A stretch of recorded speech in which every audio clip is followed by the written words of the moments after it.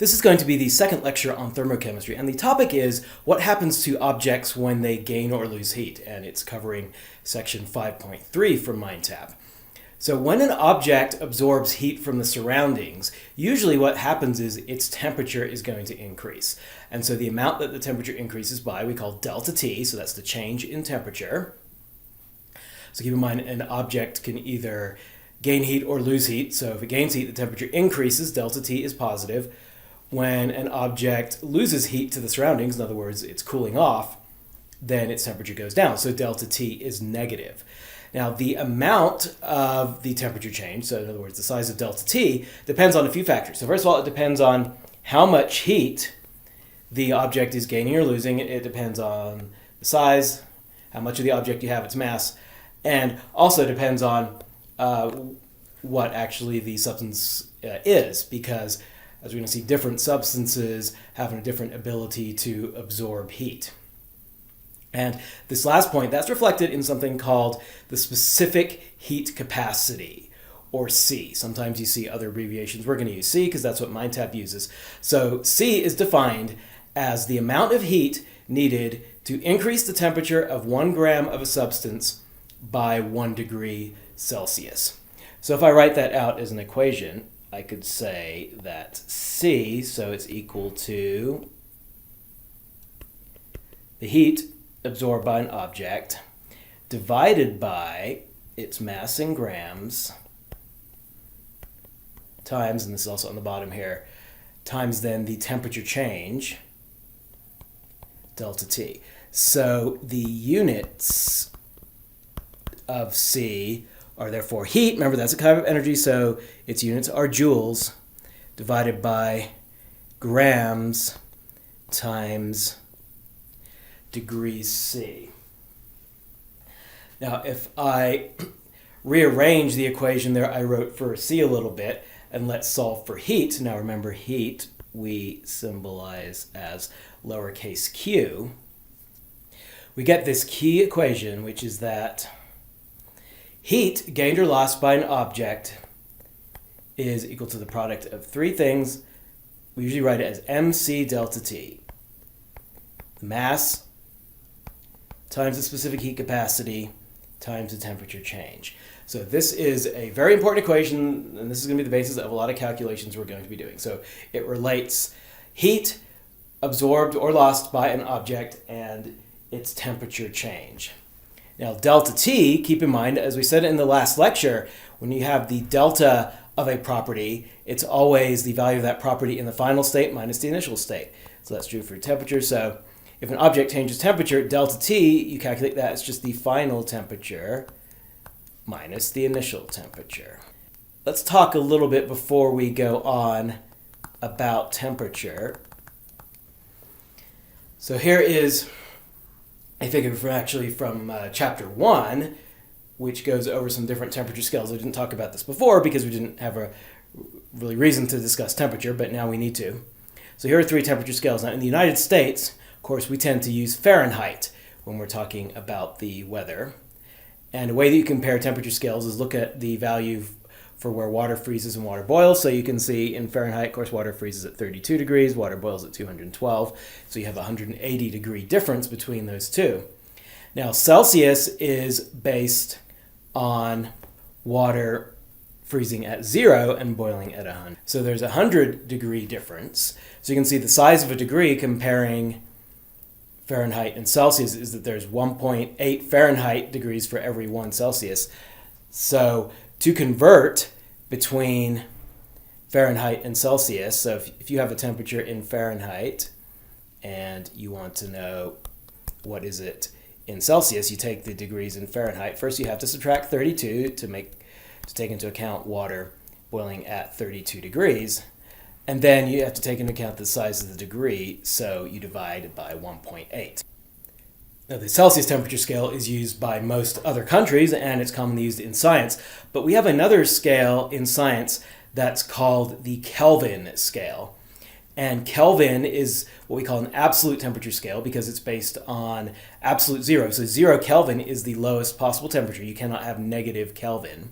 And the relationship between Kelvin and Celsius is that a temperature in Kelvin, and we don't put a degree sign for Kelvin, we just say use the symbol K. So you just take the temperature in Celsius and add 273, or 273.15 if you want to be more precise.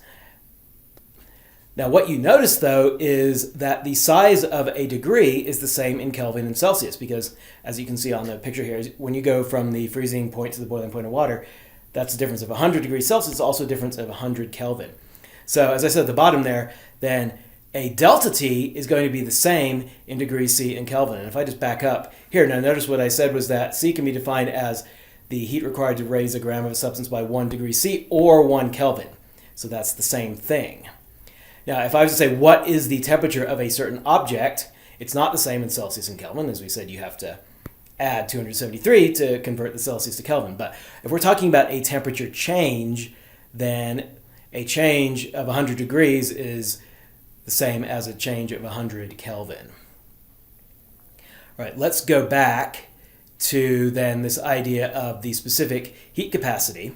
And so this picture shows some specific heat capacities of some different substances, some pure substances and some mixtures, more complicated things like wood and concrete. Let's just go over a few things here. Now you notice that the first few are metals. If you look at the numbers there, it's less than 1 joule per gram per degree, but a very common substance is water. Look at water, it's actually much greater, 4.184 joules per gram per degree. So water actually has a quite unusually high specific heat capacity. So what does that mean? That means that water can absorb quite a lot of heat without its temperature changing by much. And we take advantage of that. For example, that's why we put water in our car's radiator, and then that water gets pumped around our engine. It helps to cool off the engine because water is very good at cooling because it can absorb a lot of heat. Now you might notice that this number 4.184 we've seen before. Actually, it was in the last lecture. 4.184 is the number of joules in 1 calorie. So the specific heat capacity of water is also 1 calorie per gram per degree. In fact, that's how a calorie was defined. A calorie is the amount of energy needed to raise 1 gram of water by 1 degree Celsius in temperature. Okay, so if you take two objects that are in different temperature and you put them in contact with each other, as we talked about in the last lecture, heat, thermal energy, can be transferred between the two objects. So it's always transferred from the hotter object to the colder object, of course. And something to keep in mind is that this heat transfer will continue until the objects are at the same temperature. So the hot object's going to get cooler, the colder object's going to warm up. Eventually, they will be at the same temperature, and then heat transfer will stop. So we can use this idea to do a calculation. So let's say, for example, you had a solid and you wanted to measure what its specific heat capacity was. So an experiment you can do is taking that sample and heating it up to a certain temperature and then drop it into some cold water. And of course that will cause the cold water to warm up. And there's various measurements you need to make. You need to know what was the mass of your unknown, and you need to know the mass of the water, and you need to know the initial temperature of the water, and then you need to know what temperature you're heating the solid up to. So then you take this hot solid, drop it in some water, and then you have a thermometer in the water, and you see how much the thermometer increases in temperature. So then you can calculate the specific heat capacity for the unknown. So how are we going to do that? Well, we're going to start with the assumption that all the heat that's lost by the unknown solid as it cools off is gained by the water. And so this is sort of the first law of thermodynamics. If we treat the solid as a system and the water as the surroundings, and we assume that no heat is lost to the outside atmosphere, just like in the first law of thermodynamics, we can say that the heat of the solid plus the heat of the water is 0, or we can also say that the heat of the solid must be the negative of the heat of the water. Now we also know though that Q is mc delta T. So if I replace each Q here with mc delta T, I get the mass times C times delta T of the solid has to equal the negative of the mass times C times delta T of the water. So now if I just solve for what we're interested in, which is the C of the solid, you can see it's that. So it's the negative. Now don't forget this negative sign, which came from this negative sign. Now keep in mind delta T, the water is cooling off, so delta T will be negative, so that negative sign just cancels out the negative sign of the delta T and makes the expression overall positive. So again, if you've measured the mass of the water and the mass of your unknown solid, okay, we know C of water. You could just look that up. And by the way, I forgot to mention when I was showing you that table of specific heat capacities, you don't need to memorize any of those. Any you would need on a test would be given to you, or when you're doing homework, you just look it up. Okay, but so we know C for water, and then if we then measure the delta T of the water and also the delta T of the solid, it's starting out, we made it very hot, and then it's finishing at the same temperature of the water. So now we would be able to solve for C of the unknown. And I don't really want to make this video too long, so I'm not going to do an example of this right now, but we will do an example like this in class. What I would like to do next, though, is talk about there's one other thing that can happen if an object absorbs heat. Maybe its temperature won't change. For example, let's say you were holding an ice cube in your hand. Think about what would happen to that ice cube. It actually doesn't get warmer generally, it just melts. Okay, so that's called a phase change. Ice, which is solid water, turning into liquid water. And we find that when a solid melts, becomes liquid, or a liquid becomes gas, that always takes energy. So that's an endothermic process. You have to add energy to make that happen. And then the reverse is actually exothermic. So when a gas condenses into a liquid, or if a liquid freezes, that releases heat, that is exothermic. And the amount of heat gained or lost by these processes, again, depends on what the substance is. And so we can talk about the heat or enthalpy of fusion, delta H FUS. Now, fusion is just a different way of saying melting, so you can think of this as the heat of melting.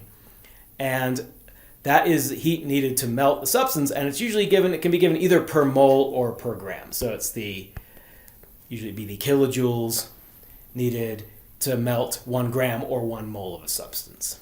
And then you also have what's called the enthalpy of vaporization, delta H vap. So that's the same idea, but it's the heat needed to vaporize a mole or a gram of a liquid. And it turns out that the heat of vaporization is usually greater than the heat of fusion for a substance. It takes more energy to evaporate a liquid than it does to melt the solid. So what we find then, just like I was mentioned with the example of the ice in your hand, if a substance is at its melting or boiling point and you heat it up, all that heat goes into melting or boiling, and the temperature does not change. And this is illustrated by something called a heating curve, which is shown here from MindTap. This is actually 2 heating curves, one for water and one for a substance called benzene. Let's just focus on water. Okay, so what is the heating curve? It's a plot of temperature on the y-axis. So as you go up, you're going to higher temperature versus heat added on the x-axis. So you would think, right, as you move to the right on this graph, you would also be going up, according to Q equals mc delta T. As you add heat to something, its temperature should increase. Now we can see here that there are regions of the heating curve where that is true, but there's also regions where it's completely flat, right here and right here. So what that means is that you are heating this substance, but its temperature is staying constant. And in those cases, the reason why the heating curve is flat there is because that's where you are melting or vaporizing a substance. So, for example, between B and C, you have the solid going to a liquid. So the heat there is the heat of fusion. So notice the temperature is not changing. So when, for example, when ice melts and becomes water, it does that at 0 degrees C, and the temperature remains constant while the ice is melting. So at that temperature, you would have ice and water together. We say it's in equilibrium, so that's just like if you have a glass of ice water, you have ice cubes mixed in with water, and that's going to be at 0 degrees Celsius. The temperature will not increase until all of the ice is melted. Then you have pure liquid, then the liquid starts to heat up, and then this between D and E, then that's where the liquid is going to gas. It's boiling. And so all the heat there is going into the heat of vaporization. It's not changing the temperature. Now, if you were to boil a liquid and you were to trap all the gas and then keep adding heat, then eventually the gas is just going to increase in temperature. So that's what's going on there. And then I didn't mention this first region, so this is just where you have the solid. So if you start with some ice at, maybe you just take it right out of the freezer and it's below 0 degrees, initially that's going to warm up to 0 degrees, then it's going to melt, then the water is going to warm up to the boiling point of water, it's going to boil, and then any additional heat would heat the gas. So what this means then is that our calculations for the heat gain versus a temperature change, it gets a lot more complicated if there is a phase change involved. So notice there are 5 stages of the heating curve, and each one has an equation that we would use for that particular region. So in that first region where you have the solid, right, you're just heating up the solid, so the heat there is just mc delta T. Then that first flat stage, B to C, then you're melting the solid, so heat there is just the heat of fusion. Now if it's the heat of fusion per gram, then you would just multiply by m, the mass, the number of grams, or if it was per mole, you multiply by the moles. Then after the solid's melted, then you're heating up the liquid, so it's also mc delta T. But one thing to be aware of is that the different phases of a substance have different C's. That's why I said here C solid and C liquid. So for example, ice does not have the same specific heat capacity as liquid water. So it's not only the substance, but the phase is important for C. And then you vaporize the liquid. So the equation there is use the heat of vaporization. And then finally, you would heat the gas. So that's mc delta T, where C there would be the C of the gas, which again is going to be different from that of the solid and the liquid. So if you have to calculate how much heat it would take to raise the temperature of something, and there's a phase change involved too, you have to see which of these 5 stages, it could be all of them, but which ones are involved in your particular problem, and then do the calculation for each stage separately, and then add them up at the end. So again, we will do some examples of this type of problem in class.